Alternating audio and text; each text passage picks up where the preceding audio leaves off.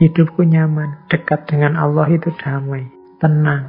Merasakan bahwa Allah itu membantu kita. Allah selalu dekat dengan kita. Semua yang terjadi adalah ketetapan Allah, membuatku lebih tenang, lebih damai.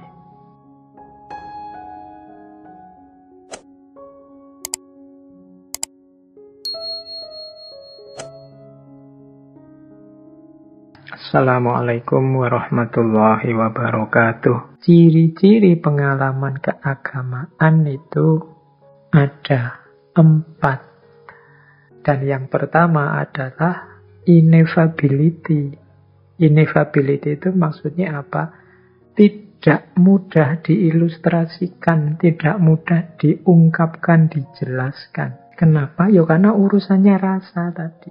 Merasakan kuliah daring. Sulit loh Pak kuliah daring itu Pak. Loh itu ungkapanmu sulit itu mungkin ya tidak sepenuhnya mewakili yang kamu rasakan dalam dirimu. Tapi ketika kamu ngerti yang kamu rasakan sendiri kesulitannya. Dan orang yang bisa memahami kesulitanmu adalah orang yang sama-sama kesulitan menjalani kuliah daring. Saya yang tidak ikut kuliah daring misalnya, tidak mampu memahami ungkapanmu bahwa kuliah daring itu sulit. Kuliah daring, teman-teman di kampus pasti ngerti ya, istilah ini populer sekali sekarang. Kuliah dalam jaringan. Bagi teman-teman yang tidak kuliah atau bapak ibu yang kebetulan mendengarkan, mungkin masih asing istilah ini. Tapi mahasiswa yang di kampus era corona ini istilah favorit.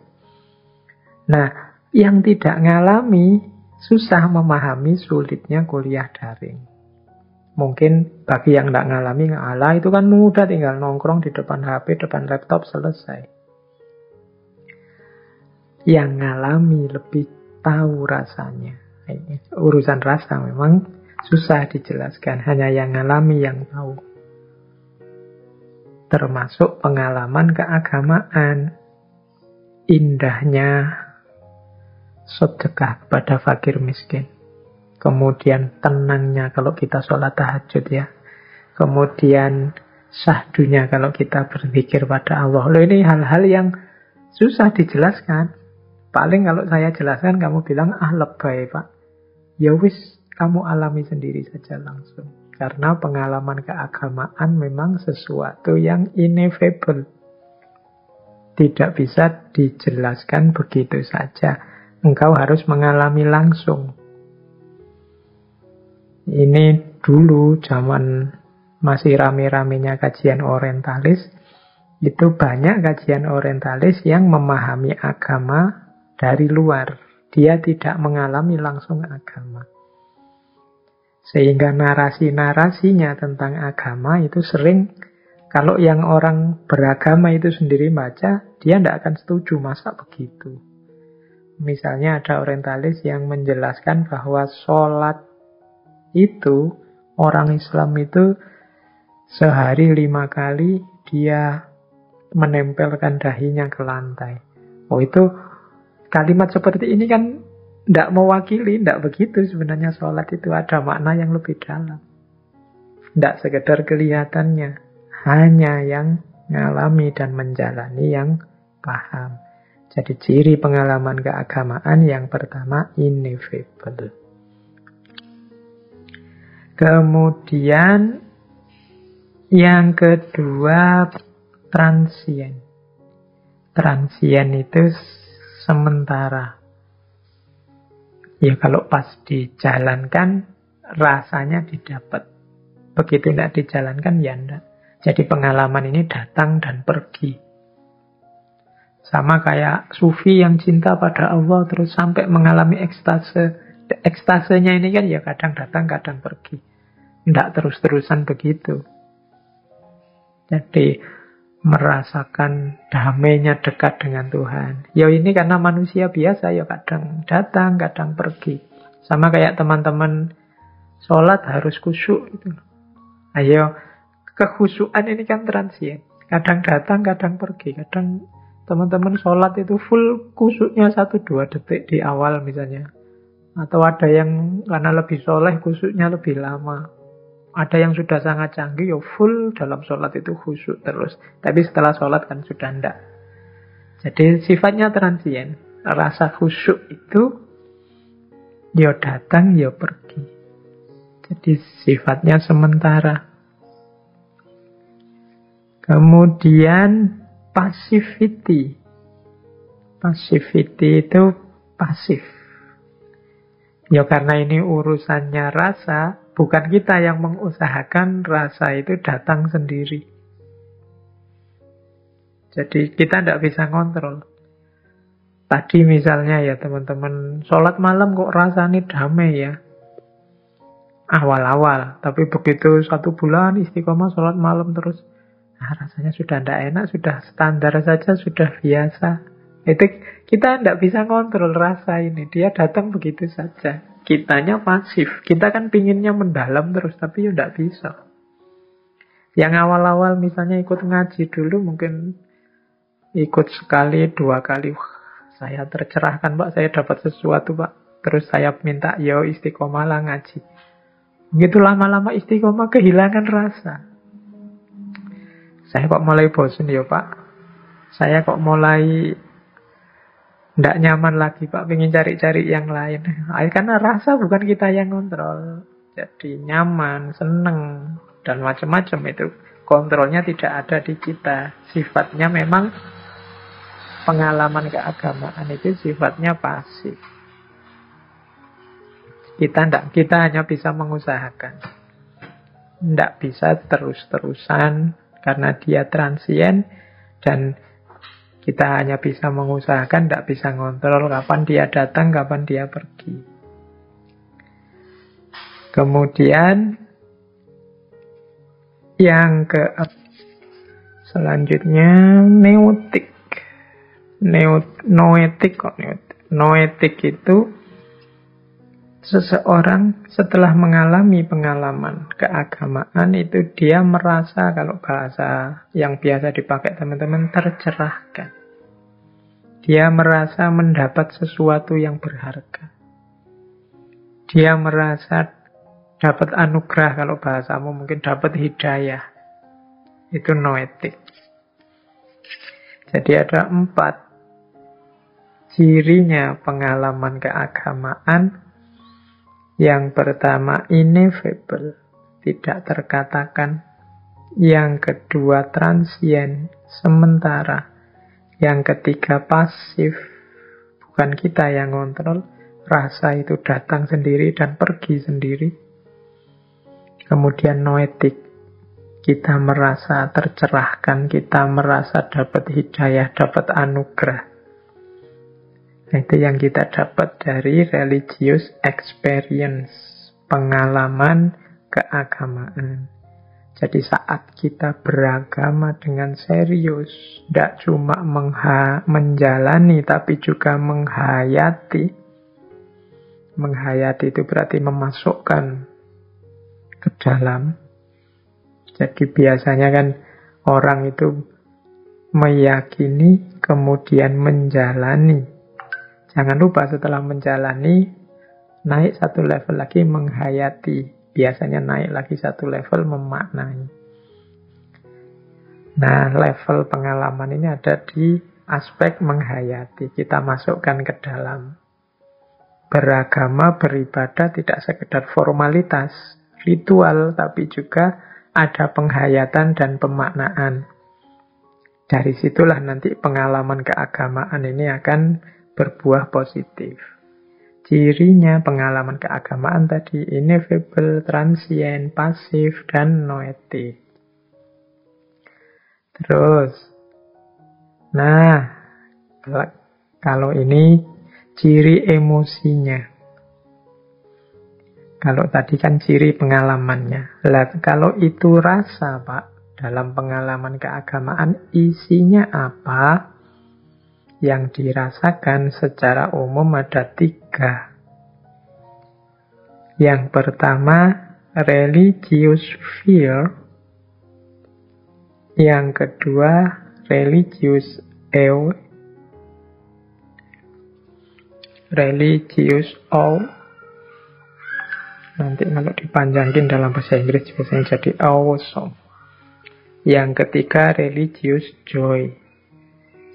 Fear itu rasa takut, awe itu rasa takjub, joy ini rasa gembira, rasa senang. 3 emosi keagamaan ini kita alami saat beragama. Religious fear itu rasa takut, takut salah, takut keliru, takut Allah murka, karena sadar akan kelemahan diri. Kemudian ada juga takjub.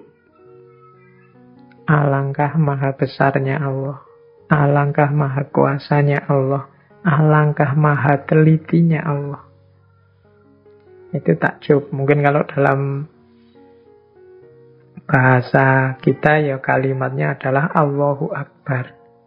Kalau religious fear itu kalau dikalimatkan mungkin ya kalimatnya Astaghfirullahaladzim. Kesadaran bahwa aku itu banyak keliru, banyak salah, maka di hadapan Tuhan aku itu malu dan takut. Kalau religious awe itu orang merasa takjub, merasa kecil di hadapan Allah. Seperti tiap kali kita sholat kan kalimat yang kita ucapkan itu Allahu Akbar. Dan yang ketiga, religious joy. Religious joy itu kegembiraan, keceriaan, kesenangan, kebahagiaan, kenikmatan. Makanya di banyak hadis itu ada kalimat merasakan nikmatnya iman. Itu religious joy. Beriman itu nikmat. Kalau kita belum nyampe ke religious joy, belum nyampe merasakan nikmatnya iman, ya berarti iman kita mungkin masih perlu disempurnakan lagi. Karena iman itu nikmat, bukan beban. Itu religious joy. Jadi beragama itu emosinya bisa gonta-ganti, fear, awe, joy, takut, takjub, senang. Bisa gabungan, bisa satu-satu. Kadang takutnya dominan, kadang takjubnya dominan, kadang senangnya dominan. Tapi ini dialektik.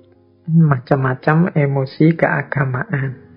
Jadi ya teman-teman bisa menggunakan ini untuk melihat, oh orang ini keberagamaannya dominan yang takutnya.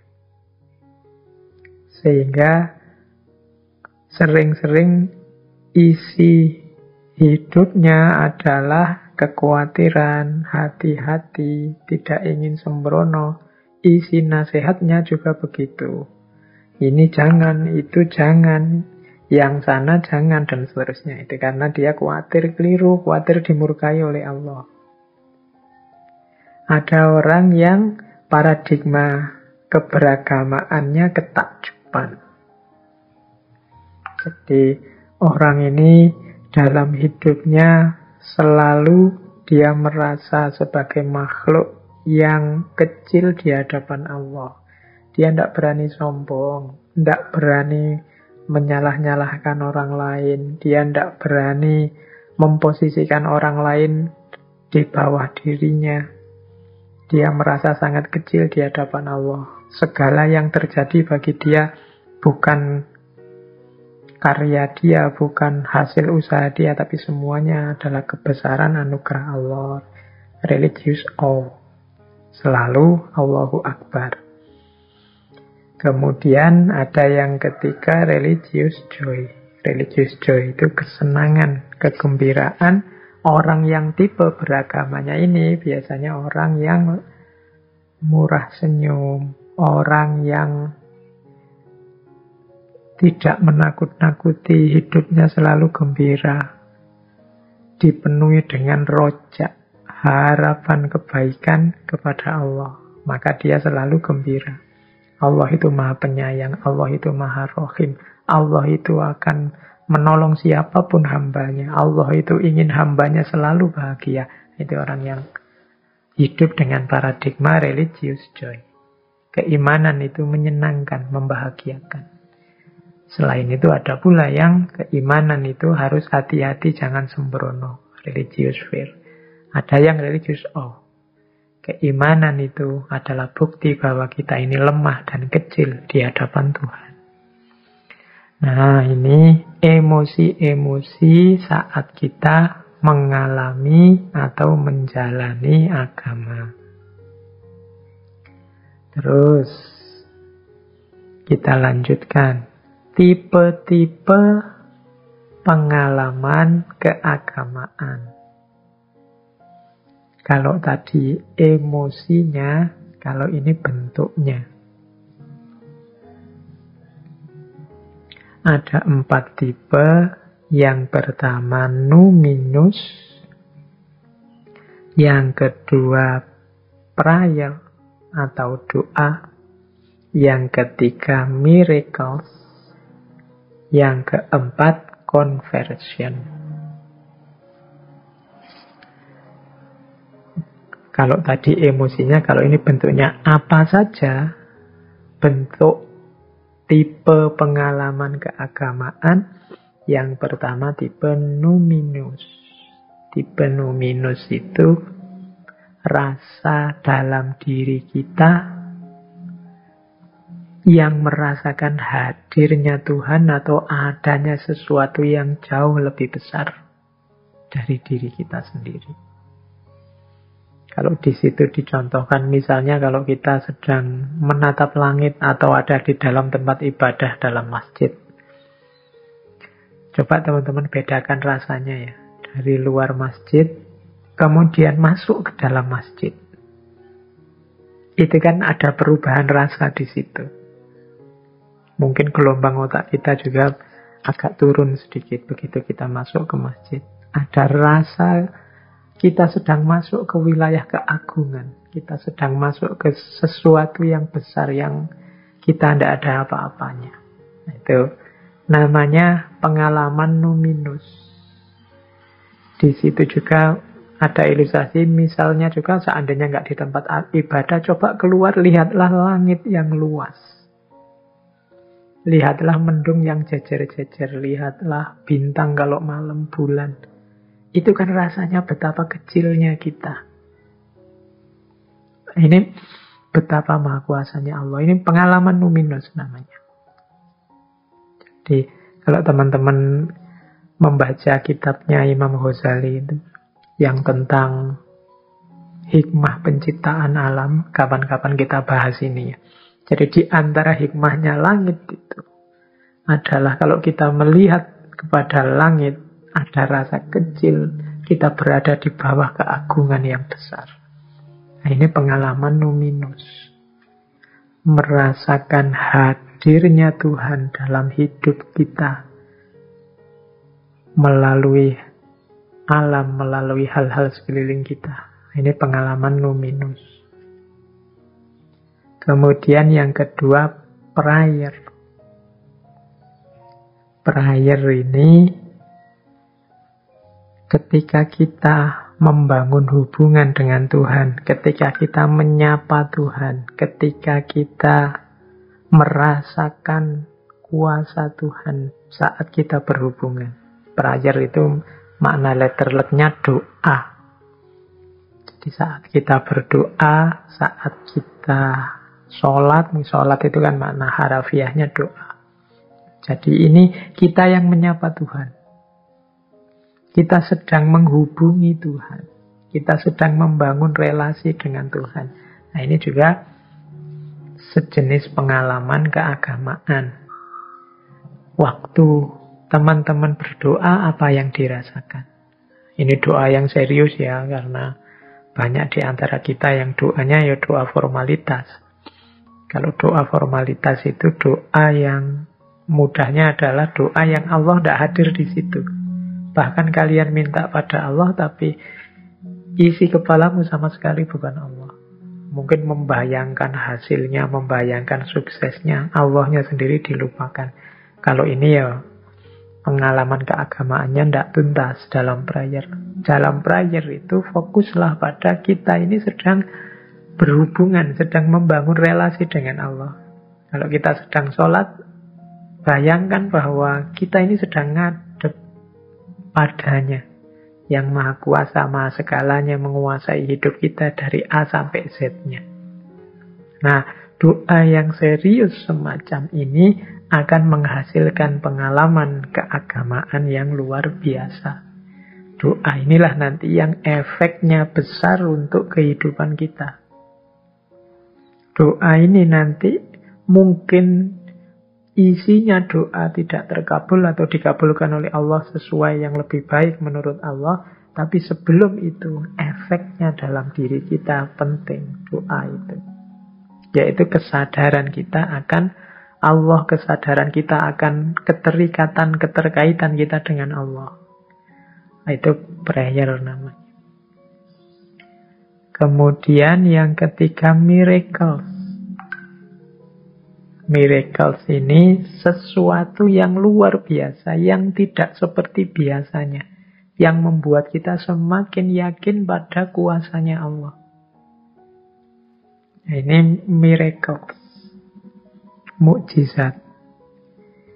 Kita mungkin sudah putus asa, wah tidak mungkin kalau lihat situasi hari ini, corona ini bisa 1-2 bulan lagi.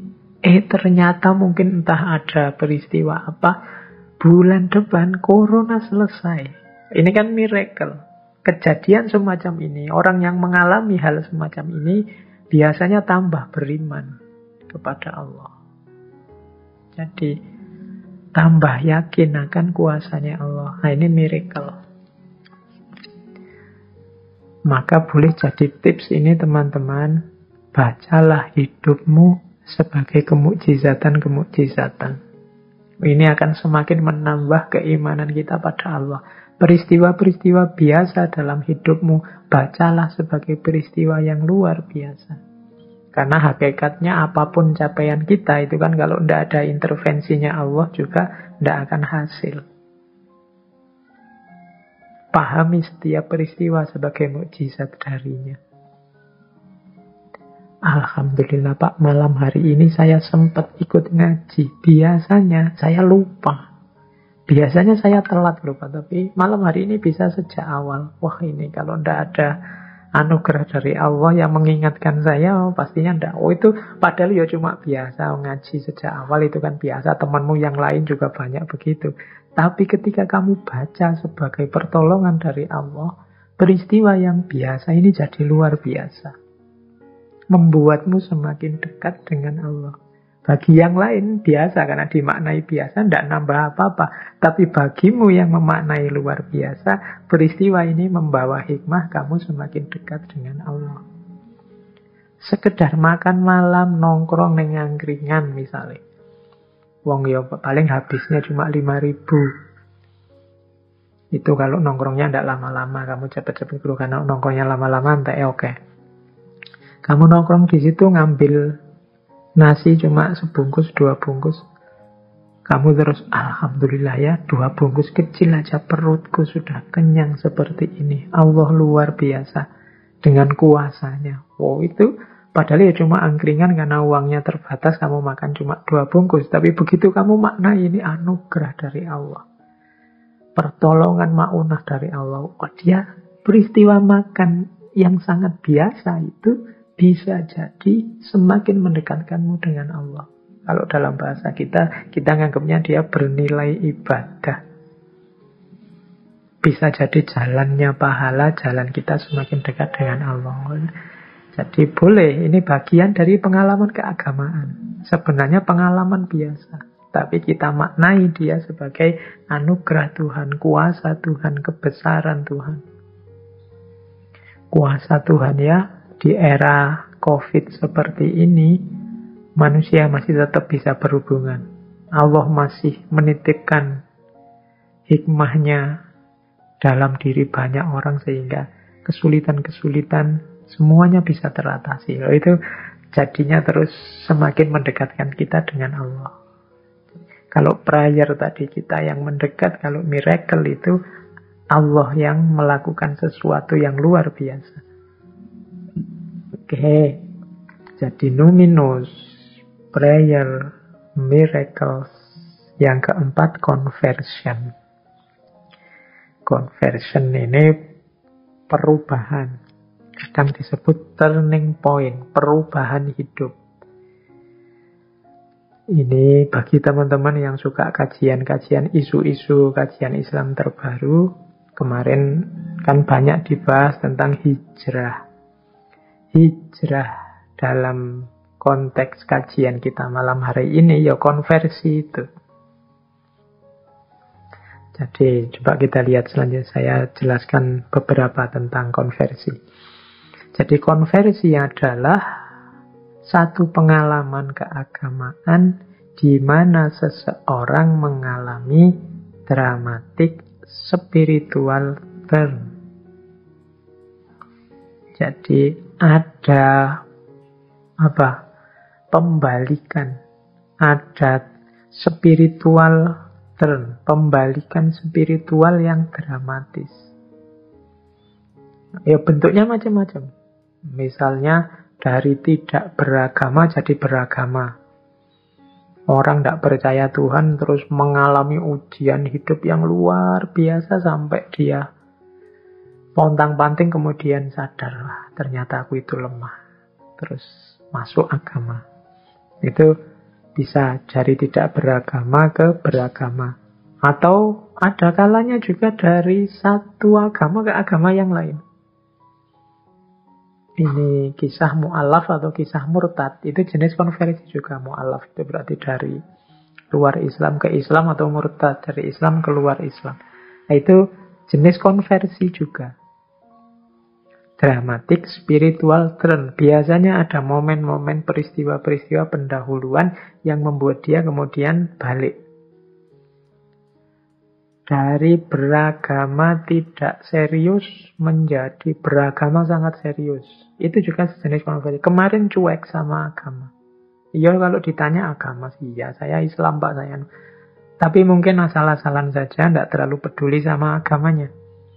Tapi mengalami peristiwa tertentu, momen tertentu, mungkin kesulitan tertentu, terus dia balik. Dari semula cuek, sekarang saya harus serius beragama ini.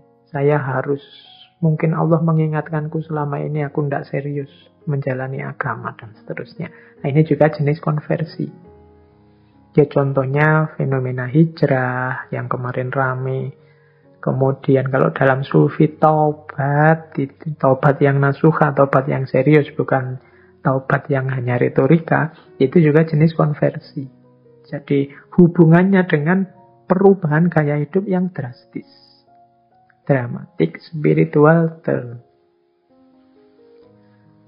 Nah, modelnya biasanya 3. Kalau di William James itu, konversi itu anugerah Tuhan. Ada kalanya setelah orang lama hidup dalam kegelapan, lama hidup dalam kekacauan, lama hidup dalam jauh dari Tuhan, jauh dari agama, tiba-tiba mendapat pencerahan. Kalau cerita misalnya dulu kita pernah mengkaji Sunan Kalijogo, waktu mudanya pernah jadi berandal, namanya Berandal Lokojoyo. Nah, nanti antara lain pertemuan beliau dengan Kanjeng Sunan Bonang membuat dia mengalami dramatic spiritual turn. Sebenarnya sebelumnya dia juga mengalami peristiwa pahit, kegelisahan, kegalauan hidup. Wong beliau anaknya bupati. Cuma digambarkan punya kegelisahan hidup sendiri sehingga ekspresinya adalah kenakalan-kenakalan. Sampai kemudian diusir dari istana, kemudian di luar jadi berandal, kemudian mengalami dramatic spiritual turn, pertobatan. Nah, ini gaya pertama. Setelah lama hidup galau, hidup gelisah, berakhir dengan pencerahan. Jadi ini jenis konversi. Ada juga gaya kedua, pencapaian setelah lama mencari. Kalau ini memang, kalau yang pertama tadi kan tidak ngiro, tiba-tiba menemukan peristiwa, terus jadinya mengalami konversi. Ada yang memang sejak awal mencari. Sudah lama Pak, saya tidak seret dengan gaya hidup saya, tidak seret dengan ajaran yang sekarang saya jalani. Kemudian dia baca-baca, dia mencari guru ke sana kemari, dia pokoknya menuntut ilmu. Ini pencarian spiritual. Sampai di titik tertentu ketemu yang dia inginkan. Nah, itu pencapaian setelah pencarian spiritual yang panjang. Ya kalau mau ilustrasi, misalnya kisahnya Imam Ghazali waktu beliau mengalami kegelisahan-kegelisahan intelektual. Bisa dibaca di Al-Munqidh Minadh Dhalal. Bagaimana beliau menjelajahi semua ilmu. Ilmu-ilmu yang kelihatan empiris sampai ilmu-ilmu yang rasional. Dan nanti berakhir di ilmu tasawuf, kesufian. Yang di situ beliau merasa menemukan kebenaran yang sejati. Ini gaya konversi kedua. Proses konversi yang kedua. Proses yang ketiga, kalau ini sama sekali baru. Jadi pengalaman yang tidak dirasakan sebelumnya. Kan kadang-kadang ada itu kan orang tidur tiba-tiba mimpi ketemu siapa. Orang zaman dulu, orang soleh zaman dulu, wali siapa. Begitu bangun dia berubah sudah hidupnya. Cara pandangnya terhadap dunia juga berubah. Nah, ini pengalaman yang tidak dirasakan sebelumnya, sekarang dirasakan. Jadi membuat dia mengubah cara hidupnya. Nah, itu konversi namanya. Jadi kalau ada yang ingin meneliti, kok sekarang banyak ya Pak fenomena hijrah, teman-teman yang hijrah dalam tanda petik dengan definisi hari ini, mengubah gaya hidupnya secara drastis. Nah, itu kerangka-kerangka berpikir dari William James ini mungkin bisa dipertimbangkan.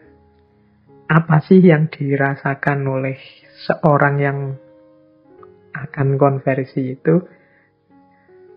Kalau menurut William James, paling tidak ada 5 hal dalam pengalaman seseorang sebelum konversi, yaitu yang pertama apa? A loss of worry. Hilangnya rasa takut, rasa gelisah, rasa bingung, rasa penasaran, itu hilang. Ini membuat orang konversi.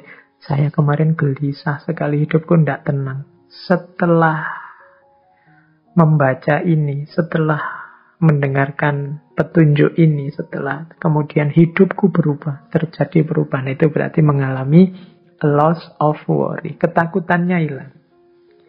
Jadi begitu saya konversi sekarang, semua ketakutan lenyap. Nah, itu yang dialami.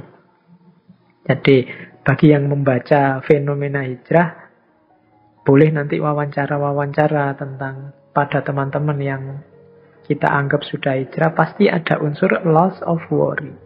Dia sekarang tenang. Dia sekarang merasa lebih nyaman hidupnya.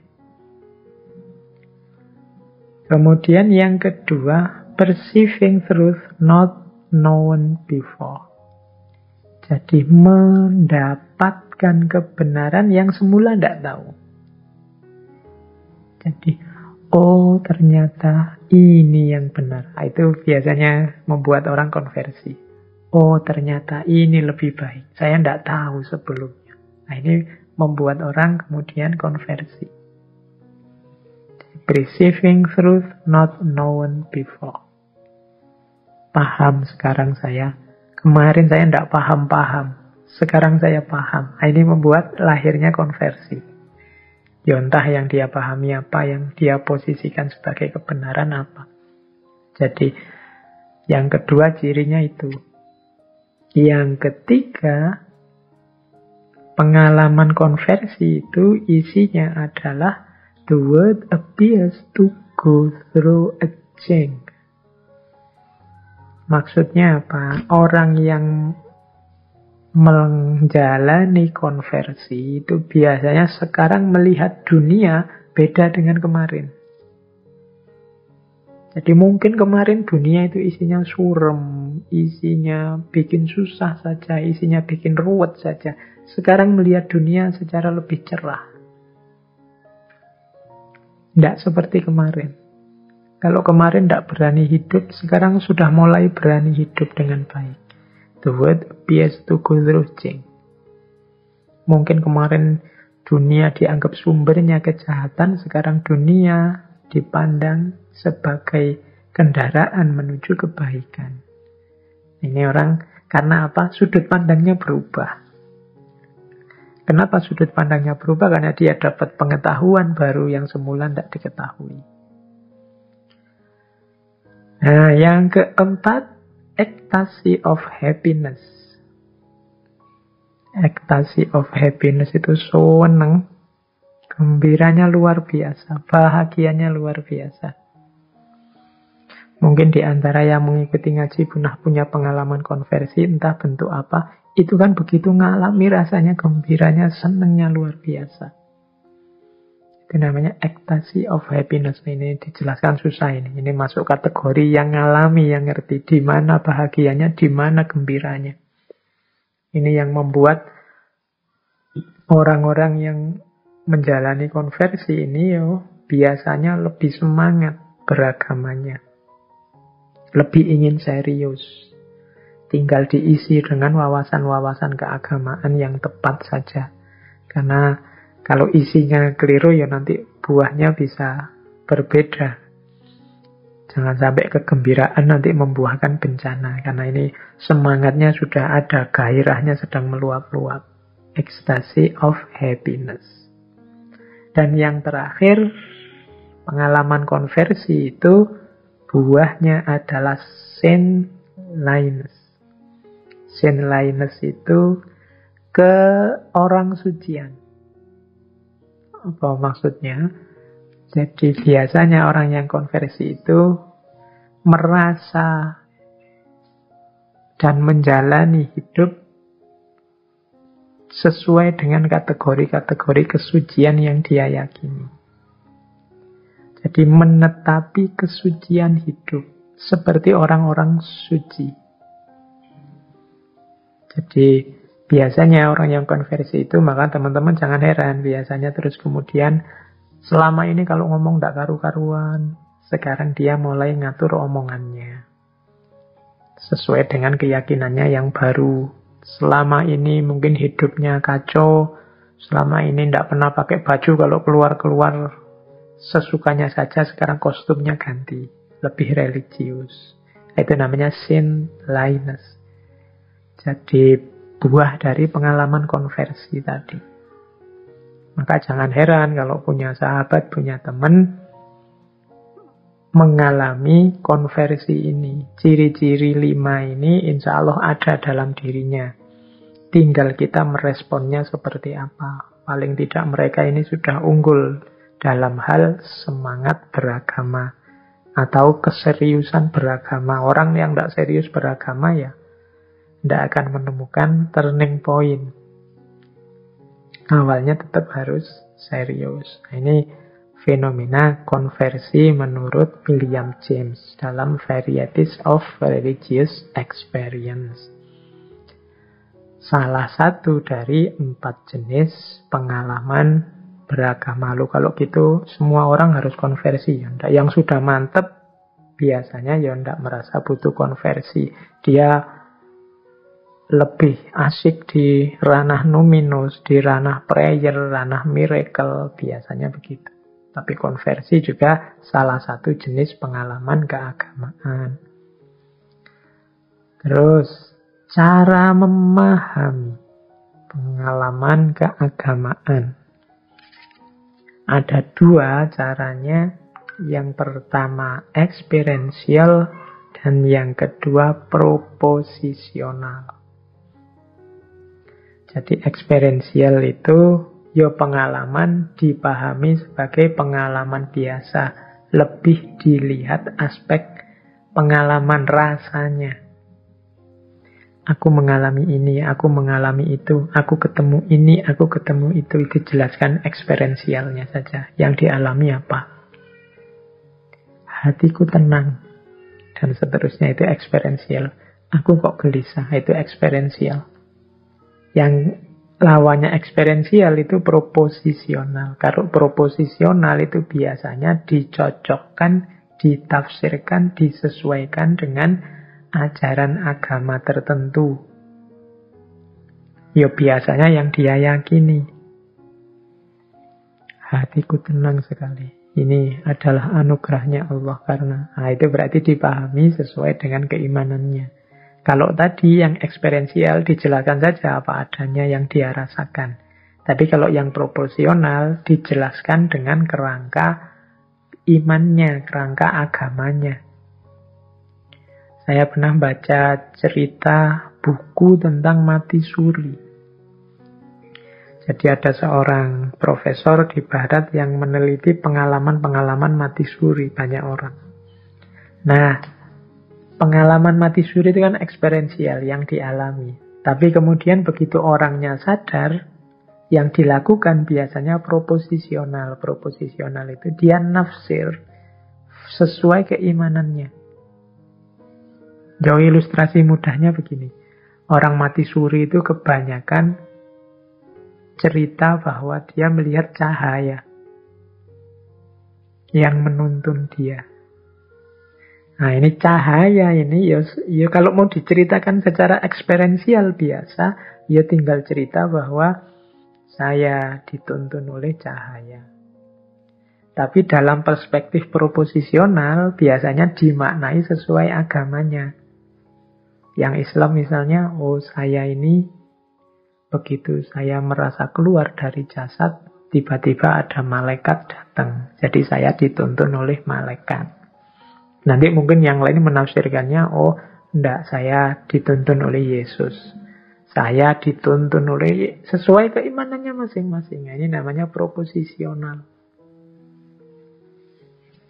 Jadi pemahaman, pengalaman keagamaan itu ada kalanya eksperiensial, ada kalanya proposisional.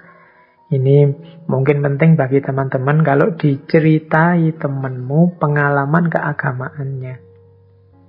Mungkin tiba-tiba temanmu cerita, tadi malam aku mimpi ketemu malaikat, tadi malam aku mimpi jalan-jalan di surga atau apalah. Jadi kalau dia cerita dengan proposisional, biasanya dia menyesuaikan dengan keimanannya. Tapi kalau eksperiensial, dia hanya cerita sesuai yang dia rasakan saja. Saya lihat orang pakai jubah putih, kemudian jenggotnya panjang, dan seterusnya, itu eksperiensial.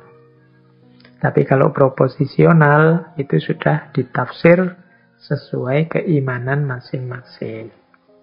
Ya orang memahaminya biasanya ya sesuai keimanannya. Meskipun ada juga level hanya cerita pengalamannya saja. Biasanya hanya cerita pengalaman ini bagi orang-orang yang tidak terlalu dalam proposisional. Mungkin tidak ngerti, misalnya tadi yang mati suri, tidak ngerti tentang malaikat lah, tidak ngerti tentang yang gitu-gitulah. Pokoknya ngertinya ada cahaya saja, terus dia cerita cahaya.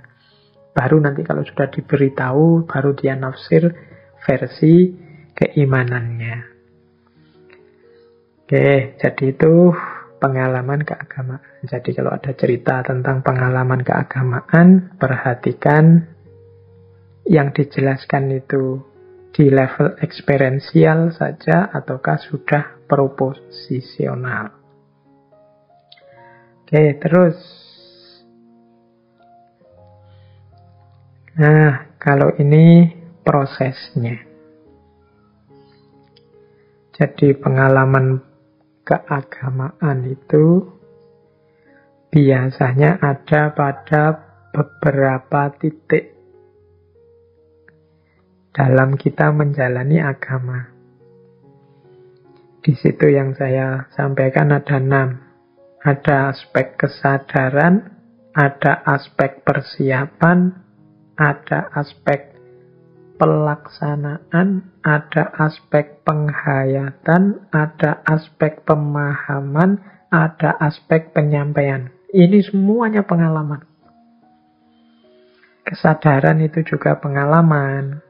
Persiapan juga pengalaman. Persiapan itu sebelum pelaksanaan. Persiapan itu berarti kalau kita mau sholat, kita harus ngerti ilmunya sholat, ngerti syarat rukunnya sholat, itu aspek persiapan. Kalau pelaksanaan dijalani, penghayatan itu dimasukkan ke dalam, saya bilang tadi, direnungi. Kemudian pemahaman. Pemahaman biasanya nyambung dengan pemaknaan. dimaknai. Setelah itu biasanya juga disampaikan. Nah, ini ada proses pengalaman yang berbeda-beda. Orang itu begitu sadar akan keberagamaannya, itu kan level kesadaran. Biasanya terus dia siap-siap untuk beragama serius. Itu level persiapan. Mungkin dengan cara belajar, cari guru, dan lain-lain. Setelah itu dijalankan. Setelah dijalankan, dihayati, dirasakan. Setelah dirasakan, dipahami, dimaknai. Oh, menurutku begini. Dan seterusnya, itu namanya dimaknai. Yang cocok menurutku ini. Yang pas menurutku ini. Saya tadi ngalami ini, berarti maksudnya ini toh. Nah, itu namanya aspek pemahaman. Baru yang keenam, penyampaian. Di 6 hal ini, syarat dan ketentuan berlaku. Kesadaran itu pengalaman batin, tapi juga berhubungan dengan banyak aspek hidup yang lain. Mungkin berhubungan dengan masyarakat, berhubungan dengan wawasan, dan macam-macam. Persiapan, cari ilmu, yaitu kesadaran kita, kesadaran intelektual kita, level pengetahuan kita, kemudian fasilitas-fasilitas batin yang kita miliki untuk menjalani siapa panda. Nah, itu melibatkan banyak hal juga. Pelaksanaan juga begitu, penghayatan juga begitu. Penghayatan itu bagaimana kita menghayati, merasakan. Itu kan tergantung emosi kita. Kalau sedang tidak mood, kalau sedang stres, atau kalau sedang kesusu, terburu-buru, banyak ambisi macam-macam, penghayatan juga tidak maksimal. Pemahaman juga begitu. Pemahaman tergantung kacamata yang dipakai apa. Seperti yang proposisional tadi. Ini dilihat dengan keimanan yang mana ini. Atau kalau dalam satu agama pakai mazhab apa, pakai aliran apa, itu pemahaman. Baru penyampaian. Penyampaian lebih eksternal lagi yang terlibat. Sejauh mana bisa dipahami masyarakat, logika apa yang dipakai, bahasa apa yang digunakan, dan seterusnya. Jadi pengalaman keagamaan kita ada di level kesadaran, ada di level persiapan, ada di level pelaksanaan, di level penghayatan, di level pemahaman, dan juga di level penyampaian. Terus, efek dan hasilnya sekarang. Yang kita rasakan tadi dari agama, yang sudah kita alami dari perjalanan kita beragama, secara konkret, efeknya dalam diri kita antara lain ini. Yang pertama apa? Pengalaman keagamaan itu sering melahirkan makna hidup. Membuat orang sadar bahwa hidup ini begini, hidup ini begitu. Setelah aku mematuhi perintah Tuhan untuk menolong fakir miskin, sekarang aku paham bahwa hidup ini hakikatnya saling menolong. Setelah mungkin engkau meniti jalan ilmu, istiqomah belajar, istiqomah ngaji, sekarang engkau sadar bahwa kuncinya hidup ini di ilmu. Nah, ini dapat makna-makna baru dari pengalaman keagamaan. Setelah aku rajin puasa, sekarang aku sadar bahwa manusia itu semakin kuat menahan diri, semakin mampu berpuasa, semakin dia tenang menghadapi dinamika hidup yang tidak jelas. Nah, ini dapat makna-makna. Kemudian ada juga yang mendapatkan ketenangan, kedamaian. Ini biasanya karena terpenuhi yang dia inginkan, yang dia cita-citakan. Setelah menjalani agama, lega saya sekarang. Hidupku nyaman, dekat dengan Allah itu damai, tenang. Merasakan bahwa Allah itu membantu kita. Allah selalu dekat dengan kita. Semua yang terjadi adalah ketetapan Allah, membuatku lebih tenang, lebih damai. Nah, ini buahnya pengalaman agama. Ada juga yang lebih aktif buahnya, yaitu apa? Rasa berdaya, atau di situ saya pakai kalimat keampuhan diri.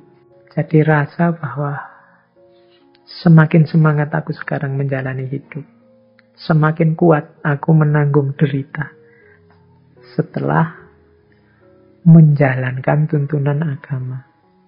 Semakin tidak penting menurutku dunia ini. Ini kan membuat orang tambah tangguh. Nah, ini efek pengalaman agama.